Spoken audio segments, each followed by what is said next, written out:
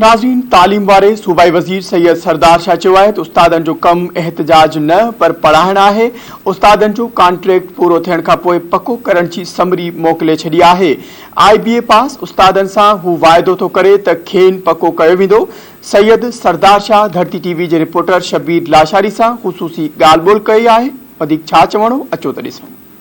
नाज़रीन, असां हिन वक़्तु तालीम खाते जो सूबाई वज़ीर सरदार अली शाह साहब मौजूद आहे। शाह साहब, सिंध में उस्तादनि जा एहतजाज तमामु घणा रोज़ बरोज़ थींदा आहिनि, उन्हनि ते लठबाज़ी बि थिए पई।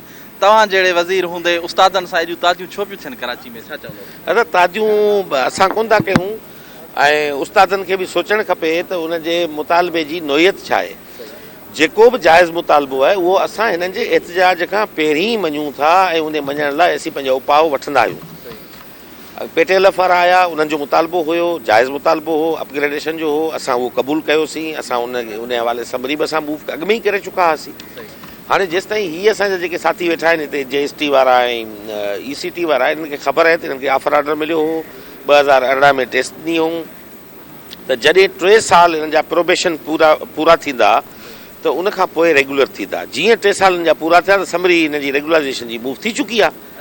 उहा ऑलरेडी मूव थी चुको था, जनवरी में मूव कई। उनमें को एतिराज़ हुआ को सर्विसिस डिपार्टमेंट जा, उहे असां दूर करे वरी समरी मूव थी वई आहे। उहा कुझु ॾींहंनि में मंज़ूर थी वेंदी हली। त हाणे हरूभरू अची वेहणो आहे। एहतजाज खे असां अलाए छो पंहिंजे हिकिड़े रूटीन जो सुठाए छॾियो आहे।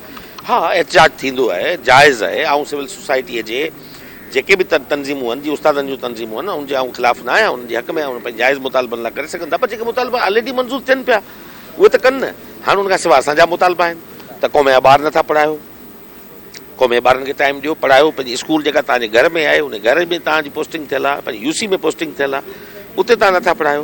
पोइ छा क़ौम जा ॿार सुबुह जो निकिरी अची असां मुंहिंजे ख़िलाफ़ु ऐं उस्तादनि जे ख़िलाफ़ु एहतजाज कनि। ऐं उहो ॾींहुं ॾिसां पियो त जंहिं ॾींहुं इहे ॿारड़ा जेकॾहिं अची बीह रहिया त भई असांखे पढ़णु ॾियो, बजट असांजे नाले ते आहे ऐं पघारूं असांजे नाले ते खणो था।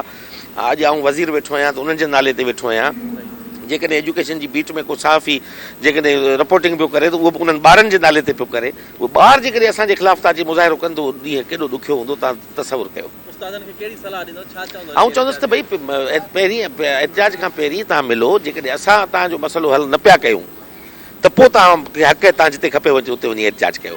असीं त तव्हांजी ऑलरेडी जेके तस्लीम करे चुका आहियूं। हाणे तव्हां हरूभरू हिते अची पंहिंजी उस्ताद जी जेका इज़त आहे, तौक़ीर आहे ऐं उनजी जेका प्रेस्टीज आहे हिकिड़े टीचर जी, उनखे ईअं पायमाल न करियो। मूंखे बुरो थो लॻे, मुंहिंजी दिलि दुखे थी त जेॾीमहिल वरी असेंबली ते वधनि था या रेड ज़ोन ते वधनि था, ओॾीमहिल पुलिस वारा हिननि ते जेकॾहिं वाटर कैनन था हणनि या पंहिंजो आंसू गैस था हणनि या उन ते तशदुद थिए थो त मुंहिंजी दिलि दुखे थी। ऐं सम्झां थो तव्हां पंहिंजे प्रोफेशन जी त घटि में घटि लॼ रखो।